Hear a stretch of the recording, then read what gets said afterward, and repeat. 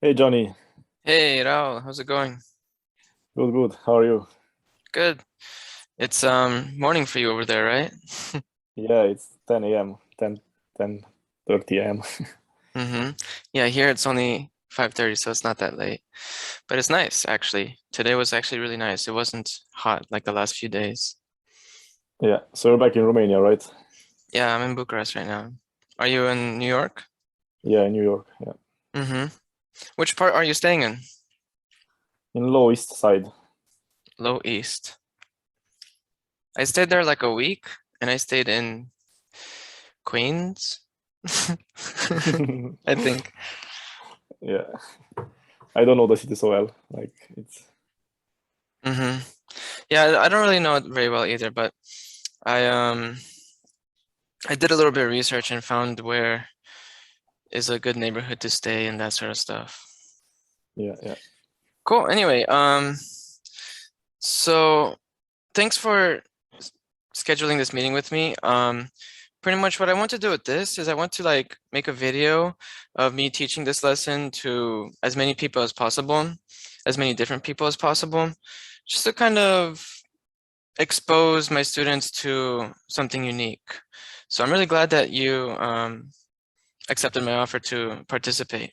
Are you fine with me publishing this online on YouTube? Yeah, it's okay for me. Yeah. Okay, cool. So yeah, apart from that one time when we had that meeting with Christian, have you had the chance to see like the curriculum that I use in my lessons or maybe other videos of how I teach? Yeah, I didn't really have the chance, and I Uh-huh. wanted to see it more, but I didn't have time for for this, even though I should have made time for it. But yeah, because Yeah, I know I have an accent, and yeah, like the American English is very different to the European one. of course, but the accent is not the problem. It's just having enough practice because that helps you Hmm. overcome the other really underlying issues that most people have. Yeah, yeah. Yep. So pretty much how my lessons happen, as you might know, are usually 1 hour long. This one is about content creation. So we're going to be talking about content creation. When did you start getting into it? I think it was like 2 years ago. Yeah, about 2 years ago when I started working on my second business. Hmm. Did you like get encouragement from someone else, or what kind of started the process? I actually met Christy, and he was doing a lot of content creation, and yeah, I started slowly learning the content first. I couldn't do like, I don't know, like entering in a flow state to to Hmm. do content, video content. You mean like where you were talking to a camera? Yeah, in front of the camera. I usually learned it by heart, and then I talked in front of the camera. I had like 100 cuts at least for one video. Yep. I used to do a lot of video editing, so I know what you're talking about. Now it's way better. Like now I can do it in one cut. Hmm.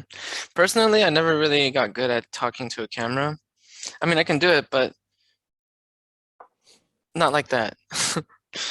Yeah, apparently it's a skill that It you can is. learn. Yeah, definitely.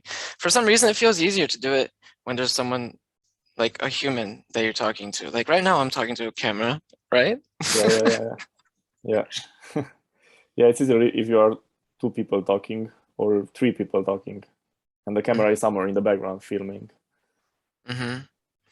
Yeah, maybe. But when there's more than two people, the dynamic really changes for the conversation, and there's a lot more like it gets a little bit more complicated to have a deep conversation. Yeah, yeah, true, true. All right, let's go ahead and start with some of these activities. So the first one here is reading. What I want you to do is just to go ahead and read that text out loud. Okay, so different people like to consume information in different ways. If you're creating amazing content that's going to help lots of people, then you should be shouting it from the rooftops. So don't be afraid of promoting your content. Great. So no mistakes. No questions so far? No questions. All right, so same thing. Go ahead and read the definition, I mean the words, the terms and the definition for each one. Shouting from the rooftops, expression to share some news or information publicly and with as many people as possible. Consume, verb, eat, drink, ingest, or use up. Contribute, verb, give something in order to help achieve or provide something. Components, noun, a part or element of a larger whole, especially a part of a machine or vehicle. Great. No questions? No questions. All right. So now we reach the discussion part of the lesson. I mean, they're kind of mixed in throughout. So let's go ahead and talk about the first question here. Can you read it? Yeah. Who is your favorite content creator? Yeah, it's a hard question. Like, who's my favorite? Yeah, I like Christy. Like, I like my associate. Like, he he does really good No content. biased answer. Come on. Yeah. So, I should put an asterisk, except for your business associates. except for associates, yeah. I usually watch business mentors. For example, my business mentor, who is Max Torno right now. Oh, you So I follow like that his guy? content. I know that guy. Yeah. I follow and consume his content. And I also consumed some travel content when I was in Romania from the Backpack Your Life channel. Maybe you've heard of it. I don't know. I stopped watching that sort of stuff after I actually did travel. Yeah. There's no need to watch that. It's really inspiring when you're about to travel and it helps you take action because you kind of, brainwash yourself to travel. But after you actually do travel, you're just like, okay. Yeah, so pretty much these two come to mind right now. Okay, let's go ahead and talk about the second question. Why do you consume their content? Yeah, so for Max, I consume the content because it helps me with mindset and with business strategies and business decisions. And with Backpack Your Life, it inspires me to want to travel. Yeah. Or to want to do more traveling and to get out of the comfort zone. That's really good because I feel like a lot of people are in that zone and they don't want to get out. Yeah. It's hard to get out. Yeah. For sure, definitely. What I like to think about when I think about the content that I consume is like the people who are making them. Like, what's the reason? What's the underlying motive for them to make that sort of content? Because I like to just wonder, like, do they make that sort of content for a reason? I've noticed that maybe they have like a certain type of agenda, or they're trying to hype you up in a certain way. Yeah, I think, it's definitely for a reason. Yeah. Yeah, and if it's a good reason, then I continue consuming their content, and if it's not, then I unsubscribe. Do you also do that? Do you unsubscribe or unfollow people from YouTube or Instagram or that sort of stuff? But what do you think is the wrong reason to create content? The wrong reason? Yeah. To boost your ego. Okay, yeah. Like all those girls who post pictures of themselves and pretty much almost naked. Yeah, true. It's not healthy. It's just kind of you're tricking your brain into receiving pleasure in a very fake way. Yeah. So, I used to post a lot on Instagram, and I made it a goal to post like 2 pictures a day, like 2 really good pictures a day for a period of time. And it really made me kind of think about content in a different way, like especially on Instagram, because on Instagram it's full of girls who put pictures of themselves. So I'm just like, why are you even doing that? Like, what's the point? Who cares about your booty in a tourist trap area? Like, what the heck? Who cares? Show me a pretty picture. Yeah, it's social validation. But it's not like good validation. It's BS validation. It's good only for the ones that get to the top. like, you know what I mean? Like there are some girls that post this type of content and they get sugar daddies. Yeah. So for them, They can it's use actually it. good. Like, yeah, They can leverage that. If they but leverage that, then yeah. only a few get to that point. For the rest, it's But only social validation. you don't have to be at the top to use it for something, because there are certain like fitness models, Mm-hmm. and they turn that into a coaching business where they help people, you know, exercise, which is actually legit, you know. So it's good. It can be leveraged in Yeah, a certain way. yeah. All right, let's go ahead and do this reading here. Can you do it for me? Okay. Content creation is the contribution of information to any media, and most especially to digital media.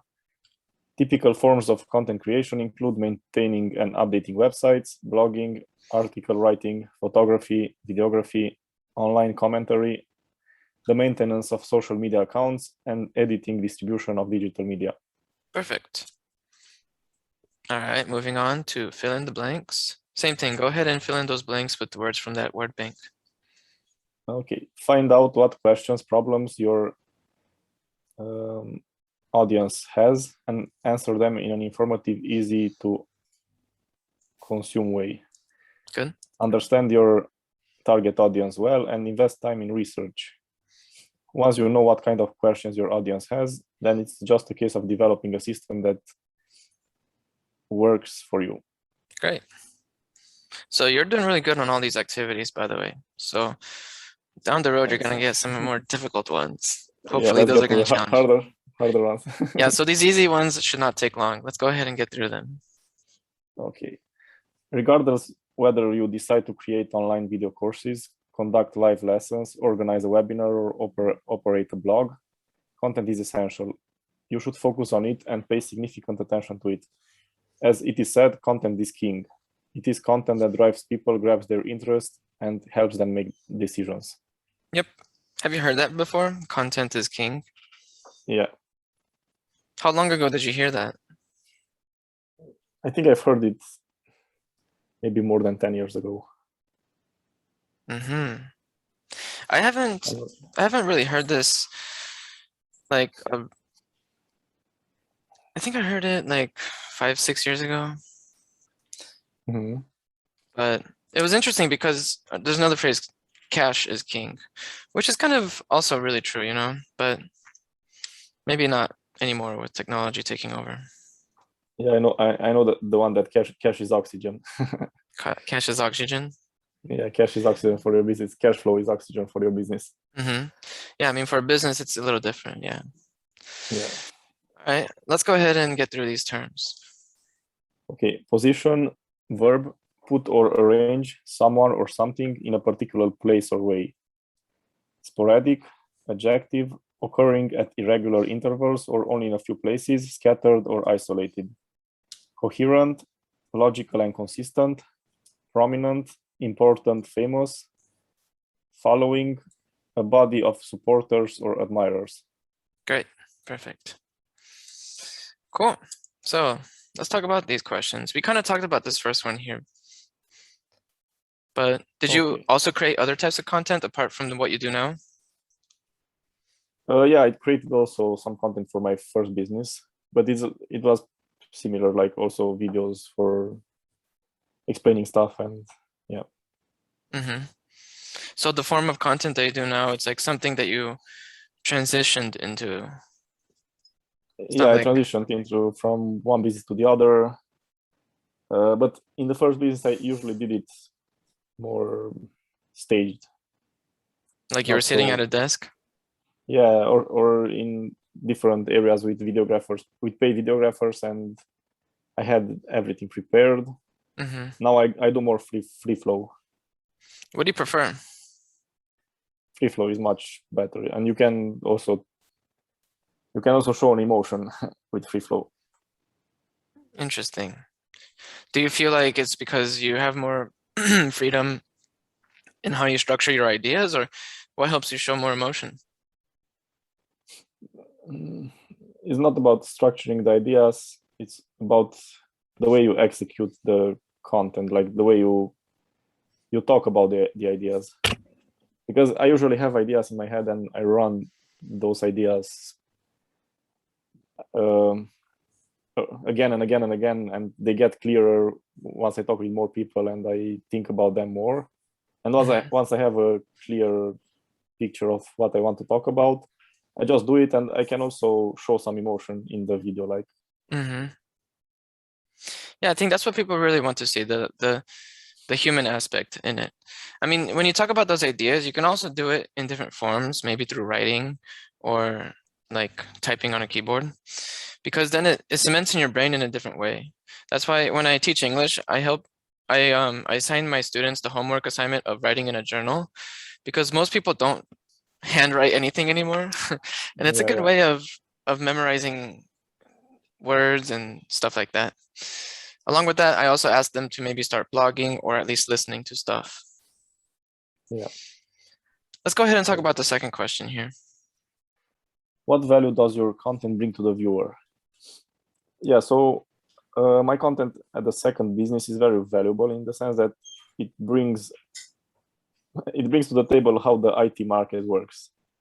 Like, we show rates, we show how projects are, how people work in those projects. You're very transparent with that stuff? Yeah, we are very transparent, even though sometimes this creates like small issues for the people that give those informations, in the sense that some clients find out and they ask them to remove them and stuff like that. But even so, this transparency is very important for the community. Like, yeah, it's very important so for people to know what's possible out there. Yeah, because you're always going to get someone that doubts you. Yeah, someone that doubts us, or someone that is ignorant to the potential, which is even worse than doubting, because they can doubt me, but they cannot doubt 100 other people. And and when you see those 100 other people, you cannot ignore them, because if you ignore them, you accept your reality, but you know that there is something more out there. Yeah, there's like a saying for that, like, you can only lead the horse to water. Yeah. So if you try to help someone that doesn't want to be helped, well, you're not going to get anywhere. Yeah, you cannot help someone that doesn't want to be helped. All right, let's go ahead and do this reading. One of the key components of content creation is being able to understand your target audience, understand the problems that they have and the questions they are asking. From there, you can set about creating content that's going to start to build a relationship with your visitors. By giving people helpful information, you've positioned yourself as an expert. Yeah, usually when I get to this part of the lesson, some of my students, their ears perk up and they're like, hold on, expert? Because it's debatable. Like, if you're giving people information, is it okay for you to position yourself as an expert? In a way, you are more expert than they are in the field that you are giving information, if the information is quality information. So because if you are 2 steps ahead of someone in one area, then you are an expert in that area compared to that person. Oh, so just compared to that person, you have to be better? Yeah. Yeah, but the thing is, though, like, sometimes you don't know if you're better than that person, you know? So what do you do in that situation? I mean, if you can help them, like, if you already, it's hard not to know. Like, if you don't know, you don't position yourself as an expert. Like, you should be modest and learn. You should always learn. That's not the. But if you don't know that you can help them, you just don't help them. Like, it's straightforward. But if you know that you can help them and you are levels above them in the skill that they want to learn, then you are an expert for them. Like, you should position yourself as an expert. Yeah, but I think it's good to be careful with how you say that, because even though, if let's say you do position yourself as an expert, it can be kind of like, recently something happened to me where I posted on a forum something about how something happened in the market, and everyone thought it was condescending, because I was like, well, this was bound to happen, and then they said it's condescending because how can you predict it, blah blah blah. Well, that's the thing. I feel like it can be condescending if you position yourself as an expert, because some people, even though you might be more knowledgeable, it might be important just to kind of deliver it in a very, how should I put it, soft way. You know what I mean? Yeah, I know what you mean. So the thing is that once you position yourself as an expert and you give out the truths out there, because that's your responsibility as an expert, to tell the truth, whether that will hurt the egos of people that listen to it, or people will accept it and will want to be helped by you. But your responsibility is only to tell the truth. So as long as you tell the truth and you show things as they are, yeah, some people will get triggered and will tell that you are condescending, but that's the truth that you have to show them. Like, there is no way around that. They have to know it. Like, they won't know, they won't hear the truth from anyone else than you, because you already made those steps in front of them. So are you familiar with how Reddit works? Yeah, I know Reddit. Yeah. Like the upvote, downvote, yeah. So that's what I'm referring to. I posted something there about teaching English online because China recently banned, and now a bunch of companies are closing down something. Anyway, so it was interesting to see all the haters who got triggered because it was getting downvoted into oblivion. And the very first comment was someone saying how I sound pretentious and blah, blah, blah. Yeah, I mean, we also have haters on Reddit. Like, we have, I think, a few threads of hate there. But it's like there are some people that resonate with this negative energy, and maybe they need it. I don't know. They need this negative energy in their life. Yeah, they get off on it or something. Yeah, they resonate so much with it that they even interact with that negative energy in a way. Yeah. And they feel good interacting with that energy. But there are so few people that are like this. Like, they seem a lot of people, that there are not so many people that are in this level. Yeah, but they're just really vocal. Yeah, they're really vocal, but they are vocal among themselves in a way. Yeah, maybe. Until they get deplatformed, like Trump did. Yeah, exactly. Yeah, that's one of the lesson topics, actually, deplatforming. All right, let's go ahead and talk about these next two questions here. Okay. Who creates the content that you consume? Yeah, so the first content was created by the business mentor, by Max, and the second content by Katalin from Back by Your Life. And what do they do? Like, maybe, like, what's their title? Are they entrepreneurs, content creators, businessmen, coaches? Yeah, Max is actually an entrepreneur, but he's also a coach for coaches in a way. He teaches you how to make a coaching business. Okay. Yeah, and Katalin is like, he's a traveler. He's a nomad. I don't know. He always travels, like. Okay, but he must make money in some way, or he must have made money. He explained in one video how he makes money, and it was like he has some apartments in Bucharest, and from the rent on those apartments, he basically spends those money for travel, and probably at this point he also makes some money from YouTube and maybe from brand deals, I suppose. Maybe. I'm not sure if he does brand deals, but probably he does. Yeah, but from what I know, it's hard to monetize that sort of stuff. Yeah, it's not consistent money. Okay, let's talk about the second question here. In what way is your content impacting the world? Yeah, so our content is actually changing, or it has the potential to change the Romanian society. Because if you decentralize the money that come to developers, like at this point, all money come to a central location, which is the outsourcing company or the founder of that company. But if you can decentralize this and give money to the developers, and they would have more resources, you would have like 100 people that have 100 ideas to improve the world, and that have the resources to do those ideas, instead of only one person that has a lot of money and limited time. Yeah, but So you're thinking about something like an ideal scenario. Most people are not really going to be any of those 100 people because most people don't want to take the responsibility to step up and do the other stuff that's required for them to do it themselves. yeah, the thing is that I think that a lot of them will do it, because at some point it becomes philosophical. What do Like you you mean? have like you have the basic needs handled, you have the relationship handled, the emotional part handled, and you have a lot of money, and it becomes philosophical. Like you think, okay, what's more to life than this?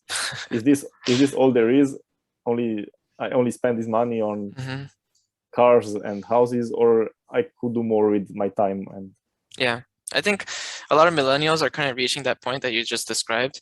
I reached that point as well when I was working at Amazon and I had a crap ton of money and I was like, what the heck am I doing with my life? yeah, exactly. It becomes philosophical. Like you have to find new values and a Hmm. new vision for your life.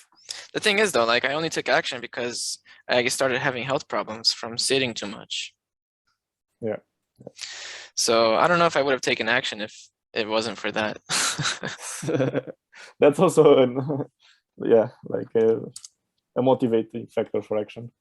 Yeah, but I mean, in a way, it's your body telling you a message. It's telling you something, you know? Yeah, true. All right, let's go ahead and do this reading. At its heart, content creation is about answering questions, solving problems, and entertaining. Content creation is about more than just putting out sporadic, random pieces of content. It's about forming a coherent plan to continually publish high-quality pieces relevant to your audience, in particular, your perfect customer. Great. All right, this is what I'm really interested in, the workflow. Let's go ahead and read that first question. What's the workflow like for the type of content that you created? Mm-hmm.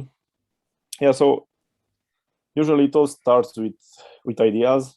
I have like either the Notes app or the Trello app on my phone. I just write the title, like the title of the content or the idea that comes into Mm-hmm. mind in that Trello. And these ideas come randomly, like they come when I'm traveling, they come when I just woke up, when I'm in the shower. Yeah. And So does that mean you have I, to have your phone nearby all the time? yeah, exactly. I usually have the phone near, and I write the idea really fast there, and then I forget about it. And Yeah. when I want to create content, I just look over the ideas list, and it's always something good, because that idea came somewhere from the subconscious mind. Or So it's like a spark to help get you started for making like actual real content. Like first it starts with yeah, those ideas and then kind of. I only need a title, and if I have the title, I can expand it in an entire video. Mm-hmm. That's interesting. So then after you want to expand it in a video, like you start thinking about where you want to film it, maybe, or do you start making a script, or you're past that? I'm past that point. Like I only need the title and maybe some, I don't know, some bullet points in my head, but I make that on the spot. So when you arrive in Uh, this location, how do you find enthusiasm or motivation to say the nice philosophical and deep stuff? you are there with your, like I have a videographer like now that comes with me. At Hmm. least I had it in Cluj. And in America I don't have it, but I have a tripod that comes with me. And I set the tripod, and then I just play, and I feel myself going through all this content. If I I don't do it perfectly, or I forget something, that can easily be cut by the videographer. So I just continue, Yeah. What's and the it process goes. like when you're doing it in a crowded area? Isn't it awkward? I don't have I don't have the social. I don't feel the social pressure anymore. So I'm way past that you're point. past that too. Yeah, yeah. I mean, if you look at our video from last week, Hmm. actually the video from Tuesday, we filmed the video with a whiteboard right in front of the city center in Cluj. Like, Yeah, I remember you guys posted on your story, and I was like, you know what? I was literally sitting in that spot earlier yeah. that day. Yeah, I mean, I don't feel the social pressure if there are lots of people, because people don't really care about you. Like they are in their heads, and they have Hmm. their own life. It's more that you care more about yourself than you think you care. Yeah, that's absolutely true. I agree with that. I mean, I do lots of stuff where people are staring at me on the streets all the time. So I know what that's like. For example, I ride my longboard, but it's an electric longboard, which makes a lot of noise. It makes it like a whirring noise, and it sounds really intense. And from behind, it sounds like a really fast car is coming or something. But Yeah, yeah, so everyone stares at me, and yeah, but nobody they knows still what it is. for a few seconds and No, it goes they away stare after. until I disappear. No, they keep looking at me the whole time. It's I tested it because you know how you can stand sideways? I just look back. I stare at them until I have to turn or something. Yeah. Especially little kids. Oh man, little kids, they're like they don't Yeah, even they're blink. curious about it. Yeah. Of course. All right. How about the second question here? So why do you create content? Yeah. So we create content to show people what's possible. We also create it for brand awareness, like for people to know about us and to know that we exist out there in the market and we can help them. Mm-hmm. But also for showing them what's possible out there and what they can do if they become freelancers and they get out of the job as employees. Interesting. Okay. Cool. So we're gonna skip matching because I think you're past that. Yeah. I think I asked you how did you get into content creation. So let's talk about the second question. Can you read it for me? How collaborative is your content creation? It's very collaborative. Like I usually collaborate with my videographer, with Christy, Yeah. if we are together, and also with the marketing side, because we have to supply the content for the marketing eventually. Like we have to give them the content. Yeah. To post it on social media and to make ads with it and all that stuff. Mm-hmm. Do you make content with the intention of collaborating, or is that just like a side effect that you happen to do? It's a side effect. Like Okay. we make content and then we collaborate in order to bring it to its final form and to bring it in front of people. So we need collaboration, mostly post content creation. Yeah, I used to have a YouTube channel where I collaborated with as many people as possible, but it just took too much of my time and it wasn't really gaining any traction. So I stopped doing it after like 30 videos. Yeah. All right, let's go ahead and move on to some terms. Okay, tweak, twist, or pull something sharply. Novelty, the quality of being new, original, or unusual. Collaborate, work jointly on an activity or project.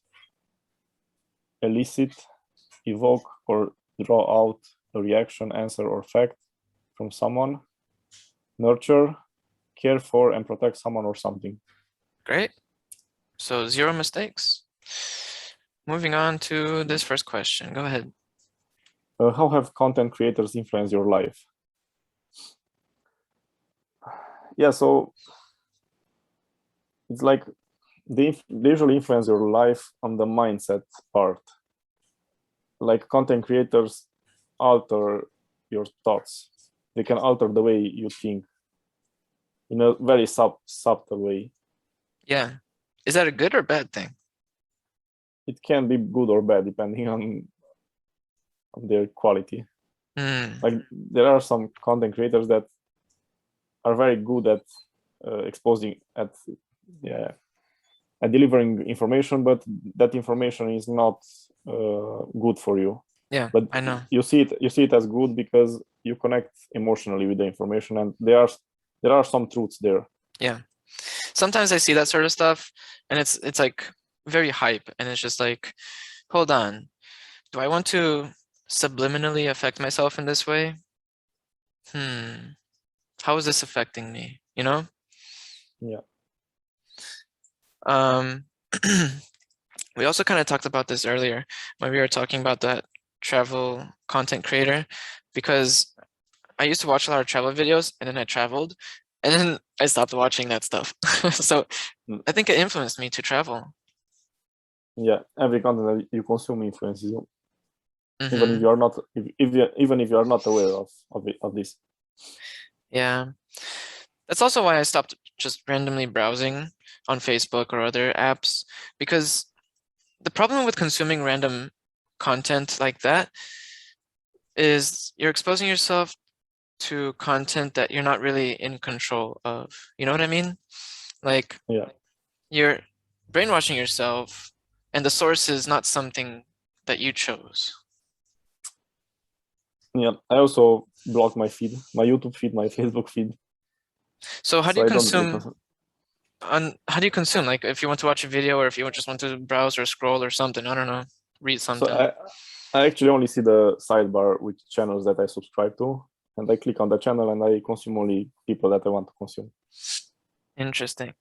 What about using something where the content is curated, maybe like Reddit? You know what I mean? Where you can subscribe to different subreddits. Yeah, Reddit didn't really get to me. I don't know why. I used to use I'm Reddit not a a lot. I'm not a Reddit guy. Yeah. No, but I like it because you can subscribe to subreddits and you get content according to that. So you don't have to consume random nonsense online and Facebook bullcrap that people post, and Yeah, true. same with Instagram. Because I don't like to just randomly browse Instagram, because most people post pictures of themselves. I like to see pictures of pretty things around the world, like architecture, flowers, colors, patterns, textures. But most people just post pictures of themselves. And when that happens, I kind of unsubscribe, unfollow them. Yeah, yeah. But that just takes too much time. I have like too many, I'm following too many people at this point. Let's Yeah, you talk have to about be the second careful question. with your Let's time. talk Yeah. about the second question here. What have you done to support your favorite content creators? Yeah, so I actually donated to some of them, and for Max, I am working with him. So Hmm. yeah, like I pay for his coaching. Okay. What about something like Patreon or um, have you heard of Uh, Patreon? yeah, I've heard of it. I didn't really use it until now, Hmm. If you but were I've to heard of. if you were to support someone on Patreon, who would it be? Even if it was just $1 a month. Yeah, I actually watched cartoon contents, two cartoon channels on YouTube. Is the Kurzgesagt channel with those Yeah. videos. It's really cool, a cool channel, and also the Sign It and Happiness show, Hmm. which are funny cartoons. I've seen So I've seen both of them, yeah. yeah, so I will support those if I will support them. Hmm.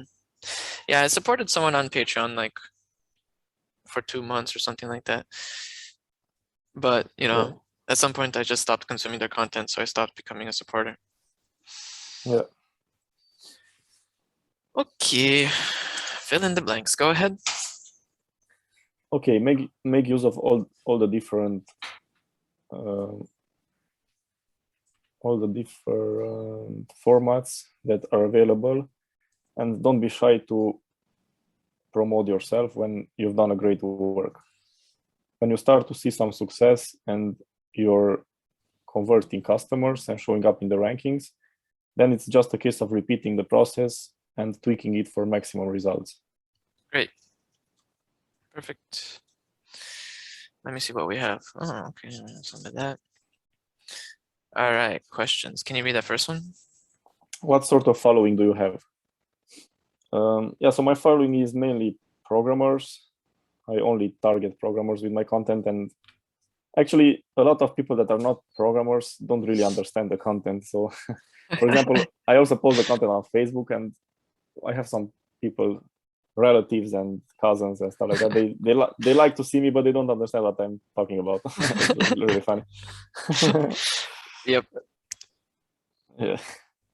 Is your following different on different social media platforms? Like, do you have a different demographic on YouTube compared to Facebook or LinkedIn? Because you probably have more family on Facebook, right?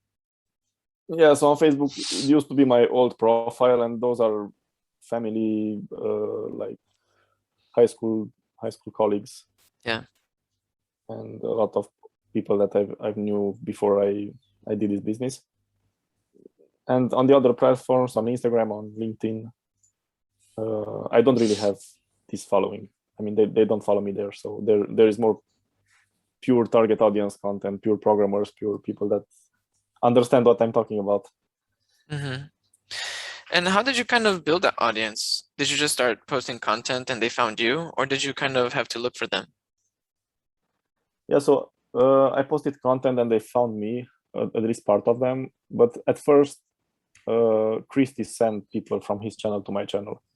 So Christy had a lot of subscribers, but only some of those subscribers were programmers. Yeah, the power And of collaboration. we wanted to separate those, like to have more relevant content for them and the others to also get some value. So Yeah. Christy sent basically all the programmers to my channel. And then once we ran ads, more programmers found us. So That's great. yeah. That's really cool. I'm Yeah. kind of getting into the running ads thing for teaching English, and I haven't really spent a lot of time doing it, and it's going to be a learning process for me, but I'm going to start doing that as well. Yeah. Let's go ahead and talk about the second question here. How does content creation help nurture trust with your online audience? Yeah, so content creation helps them see what your mindset is. Like they see how you think, they see how you talk about stuff, and they might not agree at first, or they might not think it's real or it's possible, or I don't know, they might have questions about it. But once they see more results and once they see that, okay, this is actually possible, I can do this, they will start to trust you. And once they trust you, it's like a new world opens for them. Like they start to understand the content differently. They are not skeptical about the content, but they are more, okay, so this is what Raul and Christy said. Okay, why did they say this? And what's the purpose of this? Or how can this help me? Yeah, definitely. I feel like if someone consumes enough content, they will eventually be open to it. They will become open to it, you know? Yeah. But of course, if someone does that on their own free will, it's going to stick much, much more. Yeah, true. All right, let's talk about this next one here. Okay, how do you maintain a sense of novelty in your content creation process? It's as I told you, like I talk with a lot of people. I talk with my clients each week. I have a live call. I have a live call after the call with you today. Then I have a live call with people that are not my clients on the public Facebook group. I also had a consultation call with one person before this call. So I am talking a lot with programmers. Like I'm talking. But how does that translate into your content creation when you want to make new stuff? When you talk to those people, they give you new ideas or what? Yeah. Because if I see that they don't understand the concept, or I can either they don't understand it or I can get to them with my current understanding, then this forces my mind to see patterns and to see different things, and all these ideas go into the content creation process. That's pretty interesting.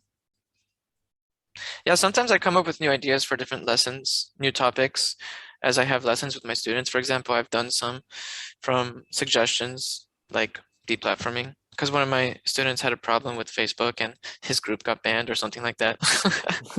Yeah.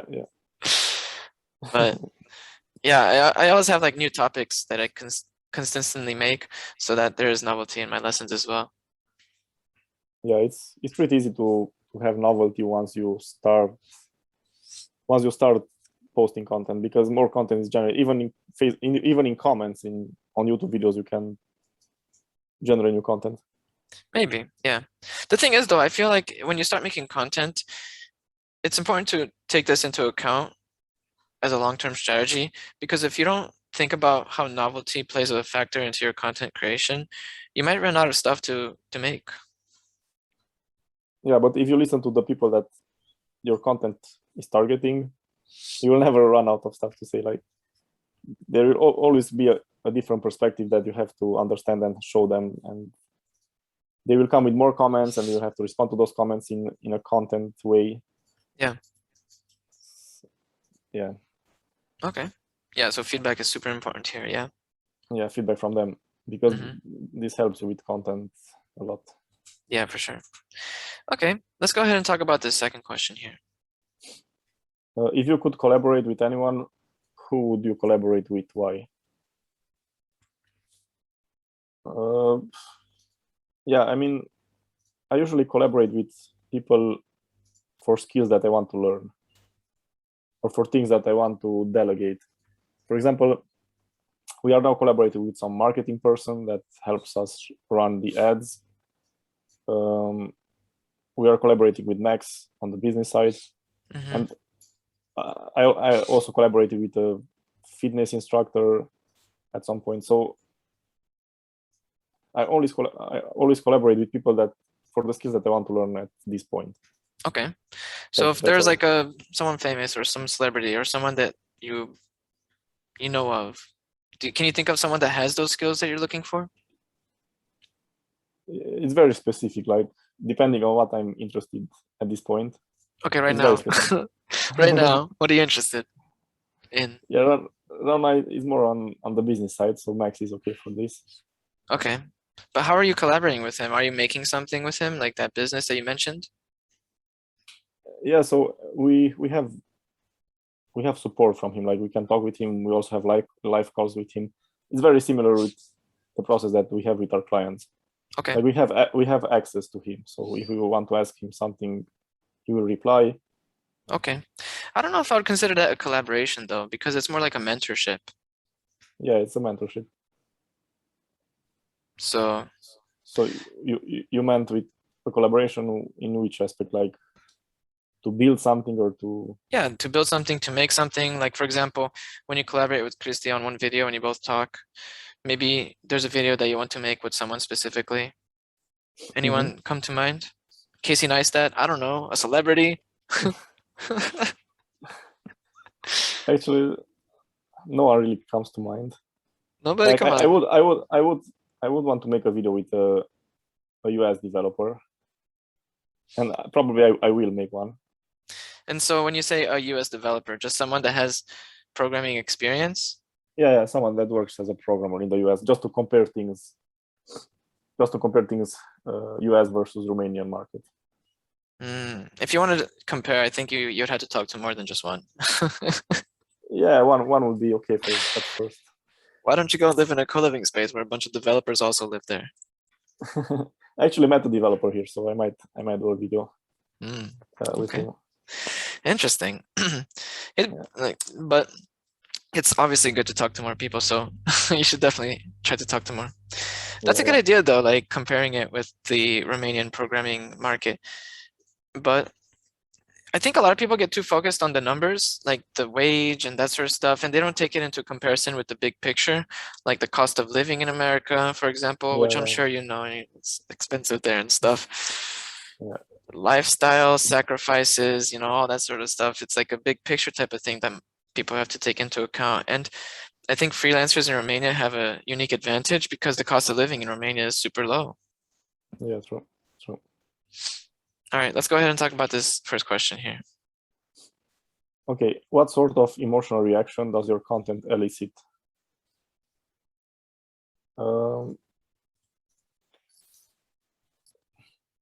So usually it will trigger some people, that's for sure. I mean, they won't feel good emotions because it's so different than what they're accustomed to. Yeah, and when it's different, usually they experience negative emotions, right? Either negative or they feel some skepticism, maybe because it kind of sounds too good to be true in a way.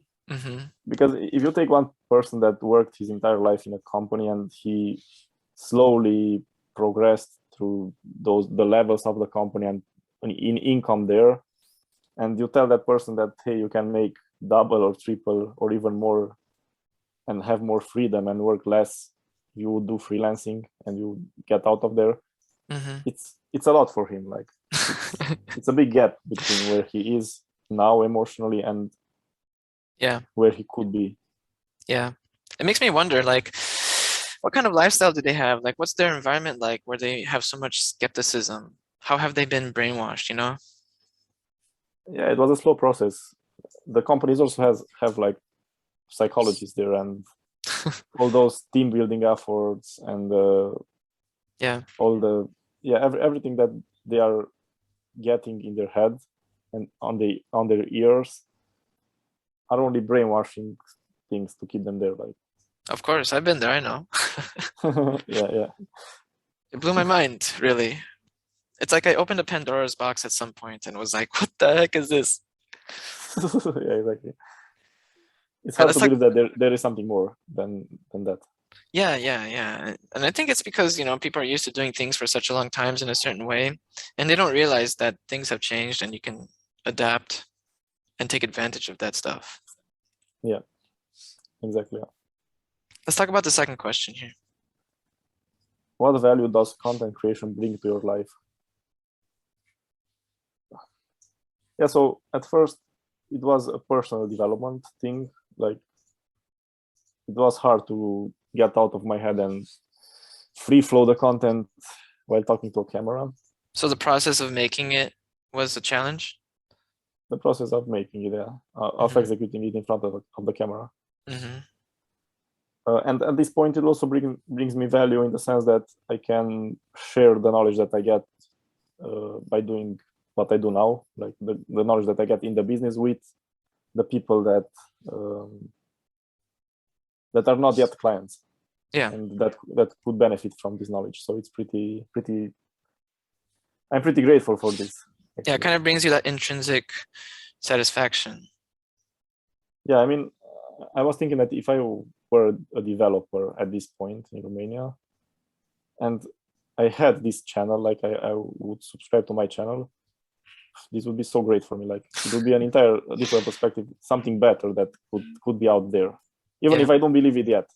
Yeah. But just consuming content and seeing more results and consuming more content, I would have something to strive for. I want to be bored in the corporation that I will die there alone. And Yep. Yep. I know. At some points, you know, when I was teaching and I started transitioning towards freelance teaching, I ran into a similar situation where I was like, what the heck do I do? How do I do this? I know people do it, but there's no clear guide online. And I tried to make yeah, it, which involved me talking to a camera for long periods of time. yeah, exactly. I was not that good at it. It's kind of comical, to be honest. Yeah, But it's there. It's online, and people still consume that content. It's behind a paywall, but I give it away for free if they give me their email. cool stuff. Yeah. Okay, let's talk about this next question here. What influential people became prominent due to their content creation? So, I mean, there are a lot of people that became prominent. I know one guy from Instagram that does. I think he has the most followers on TikTok. Wow, okay. It's a black guy, Kabi Lame it's called, I think, and he does some funny videos in which, for example, people cut the banana in some weird way, and he just opens the banana and he shows that, okay, this is the way how to do it. Like, they are really fun videos. Okay. Yeah, but So TikTok is cancer. yeah, true. You know what? When it first came out, I considered posting stuff on there too, because I have content that's literally 30 seconds long, which is perfect for TikTok. But Yeah. it's just too cancerous. I don't even want to try. I should though. I really should. It goes organic at this point, so maybe you True. should try. Yeah. Okay, let's talk about this last question here. How does content creation help you develop and grow as a person? Yeah, content creation I mean, first it helps you get more detached emotionally from your body, or I don't know how, like, you will not be so much in your head and blocked. You will have to let go in order to create good content, to let go, to show emotions, to detach from bad emotions in a way. Mm-hmm. And And it also helps you clear your mind. How does Because it maybe help you do that? Yeah, because maybe you have some ideas in your mind that you keep circling around, but once you create a piece of content with that idea and you expose it to people and they can give you feedback on it, you are free from that thought. Interesting. Yeah, for a little while, I used to ask all of my students when I would get a new student if they're okay with me publishing the lessons online, because it was supposed to help them get out of their head, you know, just kind of look at themselves from a different perspective. But it just took up too much of my time. And that's where this idea came from, because I was like, okay, if I'm going to do that, I'm going to do it with the intention of doing it with only one topic. So that way I can kind of demonstrate to people how it helps you develop and grow as a person. Because yeah, putting yourself out there definitely helps you grow in many ways. I noticed that when I started really doing photography, because I had to go to different places. I had to wake up at the crack of dawn so I can get some pretty pictures, stuff like that. Yeah. All right, so for our last exercise, actually, let's skip that. Let's just go ahead and talk about feedback. What did you think about this topic and the lesson in general? It's a pretty dear topic to me. Like I like the topic. The topic, Okay. since I do a lot of content creation lately. Mm-hmm. And, so kind of you could really relate to it and talk about it yeah, a lot. I can. Yeah, exactly. Yeah, usually when my students know a lot about the topic, it's really easy for them to speak. Maybe we can have another one, and I'm going to give you something that you're very unfamiliar with. No, but really, you guys have sent me like a bunch of clients. So if you want to have a few more lessons, they're on me. Okay. Yeah, we can talk about something more unfamiliar to challenge my mind more. All right, well, I'll send you that link again and we can schedule another meeting. Sure. What about one thing you learned in this lesson? If you can tell me one thing you learned, what would it be? Yeah, so I learned that talking with someone about this can bring some new perspectives to it. Interesting. Can you elaborate a little more? Yeah, I mean, we had different perspectives on different slides. Yeah. For example, with the expert status and whether you should position yourself as an expert or not. And I understood your perspective, and I also know that my perspective is right in a way, but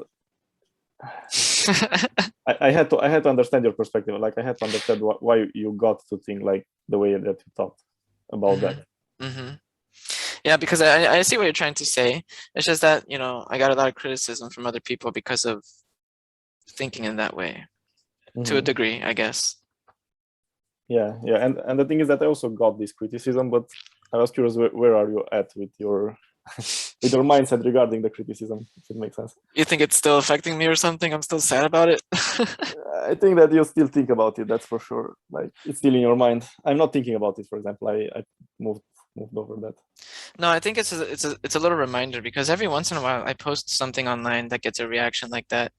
I remember not too long ago when COVID first hit, I posted a picture that showed the amount of traffic to Lesson Speak, which was a website that helps people teach English online. And when COVID hit, a lot of people were looking for lessons, you know?